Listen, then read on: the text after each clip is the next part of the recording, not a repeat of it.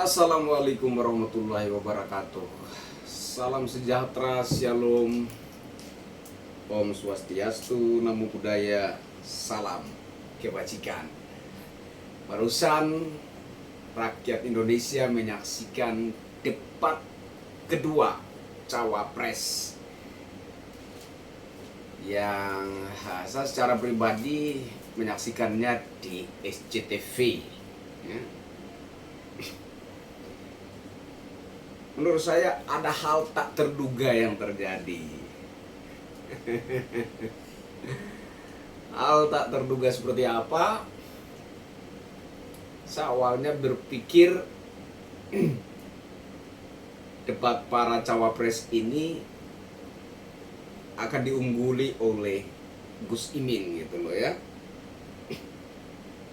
Ini bukan karena saya mendukung Pak Anies sama Gus Imin, enggak. Tapi awalnya saya menduga-duga, mengingat Gus Imin ini adalah seorang politisi yang cukup berpengalaman. Beliau juga seorang santri yang tentunya sering menjadi pembicara, ya kan, penceramah. Dan kalau kita telisik dari sisi politik, beliau adalah ketua umum partai PKB, kemudian juga wakil ketua DPR RI, ya kan. Melihat dari track record politiknya, dia punya perjalanan yang cukup bagus ya. Dia punya track record politik yang cukup bagus menurut saya di karir politik. Jadi awalnya saya menduga bahwa panggung debat para cawapres ini akan menjadi milik Gus Muhaimin Iskandar, begitu ya. Nah, hal mengejutkan, hal tak terduga yang saya maksudkan adalah ternyata panggung debat cawapres ini adalah milik Mas Gibran Rakabuming Raka.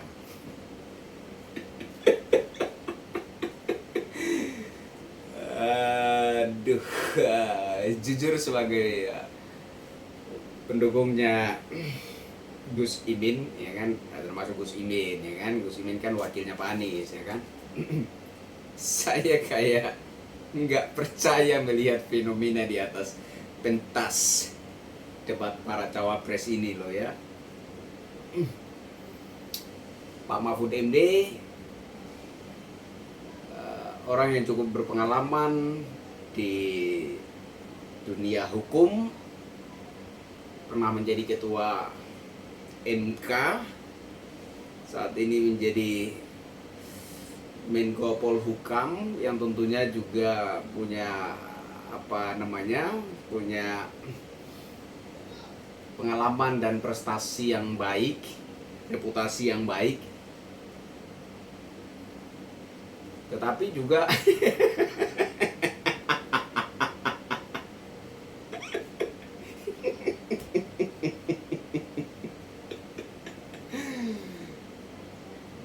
tidak menguasai panggung debat cawapres, ya kan. Jadi saya harus jujur secara objektif menyatakan bahwa panggung debat para cawapres yang baru saja kita saksikan adalah milik Bapak Wali Kota Solo, Mas Gibran Rakabuming Raka.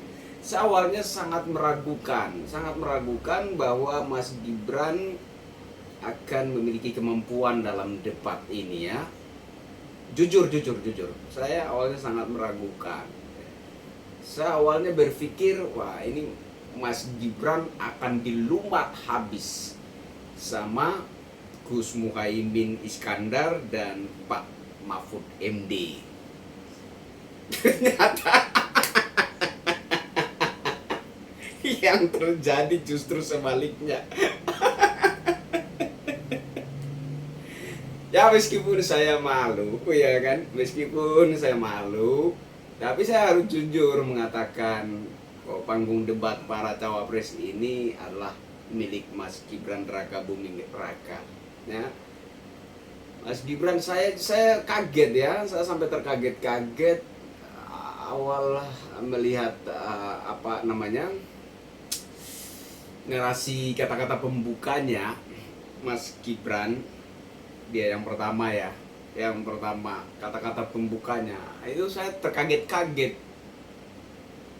Dia begitu menguasai panggung, begitu menguasai apa yang ingin dia bicarakan. Dia memahami, dia mengerti betul dia akan berangkat dari mana dan mengakhirinya dengan apa, mengakhirinya dengan cara apa. Kayak dia memahami dan menguasai betul, sehingga dia mampu memanfaatkan durasi waktu yang diberikan itu secara efisien dan maksimal. Saya kira seperti itu ya.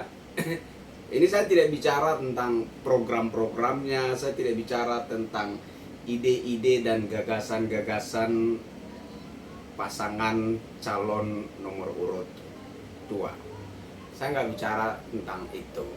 Saya bicara tentang kemampuan Mas Gibran Raka Buming Raka menguasai panggung debat, kemampuan dia menguasai materi, pertanyaan-pertanyaan, kemampuan dia menguasai visi misi mereka, kemampuan dia menyampaikan apa yang ingin disampaikan kepada para hadirin maupun kepada rakyat Indonesia. Dia mampu menguasai itu dan dia mampu menyampaikan itu dengan sangat baik. Jadi saudara-saudaraku, karena saya pendukung Pak Anies, Pak Anies Gus Muhaimin Iskandar, slogannya Gus Muhaimin adalah politik riang gembira, ya kan? Jadi saya ingin kita buat situasi ini menjadi riang gembira, ya kan? Kalau memang ada keunggulan dari kubu yang lain, jangan malu-malu untuk mengakui itu. Meskipun jujur saya rada-rada malu mengakui ini, tapi itu tadi berangkat dari mindset bahwa kita harus membuat situasi politik kali ini menjadi situasi politik yang riang gembira, ya kan? Jadi meskipun ada malu-malunya, kita sampingkan itu. Mari kita bangun suasana politik yang kental dengan rasa persaudaraan, yang kental dengan rasa persatuan. Meski berbeda pilihan politik praktis, tapi kita saudara, kita tetap Indonesia, kita tetap Bhinneka Tunggal Ika. Ya enggak sih? Saya Krisyanto Oni, saya kira sekian basa-basi yang ingin saya sampaikan. Wassalamualaikum warahmatullahi wabarakatuh. Salam sejahtera, shalom. Om Santi Santi, Santi Om, Namo Buddhaya, salam kebajikan, salam NKRI, berbeda pilihan, kita tetap NKRI harga mati. Hormat dari saya.